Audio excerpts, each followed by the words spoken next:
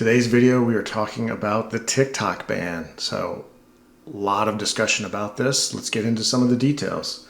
So the first article we have here is from the Wall Street Journal. ByteDance, the company's Chinese owner, will have up to a year to sell the app. If it can't or won't, then TikTok will be banned in the US.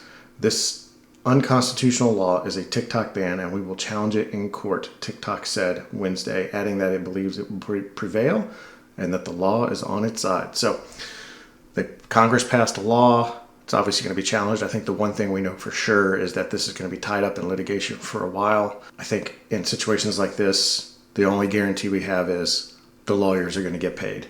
That's the way it always works. So what does the bill actually say? ByteDance has 9 months to buy a buyer, not really a year, and they only get those extra 3 months if the president grants an extension, which is based on them actively negotiating a sale of the business. Wall Street Journal has an interesting article here that goes into the details of how TikTok lost this battle in DC. So we have a quote here from TikTok's Vice President of Government Relations. The government was not negotiating in good faith and they intentionally misled Congress about the facts. It's an interesting thing there. We kind of think about lobbyists, we think about business, large, big industry, but the federal executive branch also lobbies Congress, and it looks like they were a part of one of the parties here advising or lobbying Congress to make this a reality. It's interesting that he said they intentionally misled Congress about the facts. I'm really curious what those are. I'm guessing he wouldn't go into detail on that, but I find that interesting. The main person for TikTok who is in charge is Eric Anderson, who is a longtime Microsoft executive. Quote, Anderson spent much of 2022 negotiating with the Committee on Foreign Investment in the United States, a federal panel known as CFIUS, over TikTok's proposal to wall off U.S. user data called Project Texas. The proposal was designed to assuage concerns that Beijing could pressure TikTok to provide data or influence Americans' views, demands TikTok said it would never comply with. I think that's part of the real crux of the issue that lawmakers had with TikTok was the Chinese ownership and the potential for abuse of that data and potentially the sway that they would have over users. Sentiment against China in Congress was continuing to sour, and criticism of TikTok gained new momentum because of anger over TikTok videos about the Israel-Hamas conflict, which many critics claimed were disproportionately anti-Israel. TikTok says it doesn't promote either side of an issue. I think there's a lot of skepticism about that statement.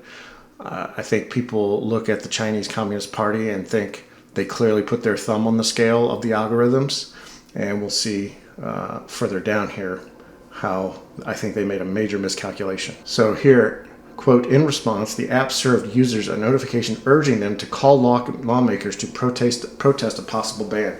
The stunt backfired, showing TikTok's powerful ability to mobilize users for a political goal, lawmakers and congressional aides said. I think this is the number one mistake TikTok made and why this bill got passed. I think they basically flexed their user base to make political statements and to lobby Congress, and I think that really spooked a lot of Congress people. And they did it again. They did it multiple times. You can see here the company stuck with its strategy of trying to leverage support among U.S. users and creators, though that again demonstrated the ability to influence opinion that critics had feared. So I think the number of users and the number of phone calls that people in Congress probably got was eye-opening, and that's probably why the ban actually occurred. Somewhat of an aside, but I think is interesting, the New York Times has a piece here about the Chinese version of TikTok.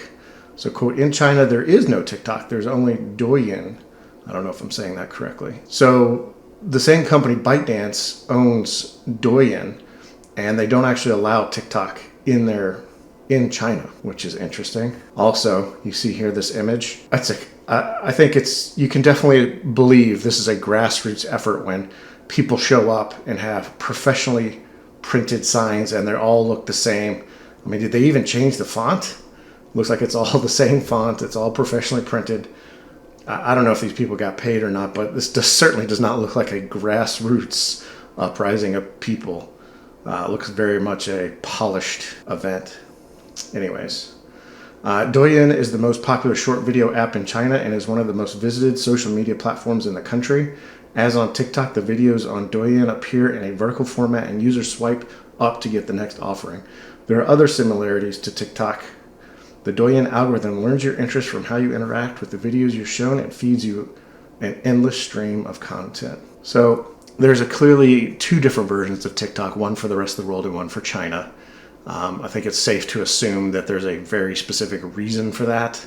It's probably political in nature. China spends a lot of effort trying to control the information that their population sees, and thus naturally seems like a part of that effort. Douyin has become a critical platform for the Chinese authorities to disseminate information and propaganda. In 2018, Douyin teamed up with 11 government departments and media organizations to help improve content production to make their videos more effective at carrying their message. A senior official in the PLA Daily, the newspaper of China's military, once wrote in an essay that there was an urgent need for military media to join Douyin because the platform had become, quote, a new space and a new position for ideological competition between us and the enemies. Like other social media services in China, Douyin follows the censorship rules of the Chinese Communist Party. It consciously removes videos pertaining to topics deemed sensitive or inflammatory by the party, although it has proved a little harder than text-based social media to control. It's clearly a difference in the platforms between China's version and the rest of the world. I think it's obvious that the Chinese Communist Party is using that to its aims, which I think really don't help TikTok's chances. Who uses TikTok? Here there's a Wall Street Journal article. Talks about how they're highly engaged, spending more than 90 minutes a day on the platform on average, which is more than YouTube, Facebook, Instagram, or Snapchat. It's kind of terrifying, but it has highly engaged users. However, average monthly active users are down over the past year. So it was flying high for a while, but it has seen a dip. I'm not sure what I would attribute that to, but they have seen a decline. So getting into the details of the app, and doing the separation, selling the TikTok version. Breaking off the US portion of TikTok could prove particularly challenging. The app's recommendation algorithm, which figures out what users like and serves up content, is key to the success of the app, but Chinese engineers work on that algorithm, which ByteDance owns. So I think it's very interesting. Some people, some articles I've seen make the point that China doesn't own all of TikTok, and that's true. But the headquarters is in Beijing, and the algorithm is worked on by Chinese engineers, and they don't share it. I think anybody can make up their mind on what they think of those facts, but I personally am not going to give the CCP the benefit of the doubt. And then lastly, I found this interesting. RFK, who's running for president as an independent, said that he's going to file a lawsuit challenging the ban on constitutional grounds. I'm not going to read his whole tweet, but basically he came out against the ban.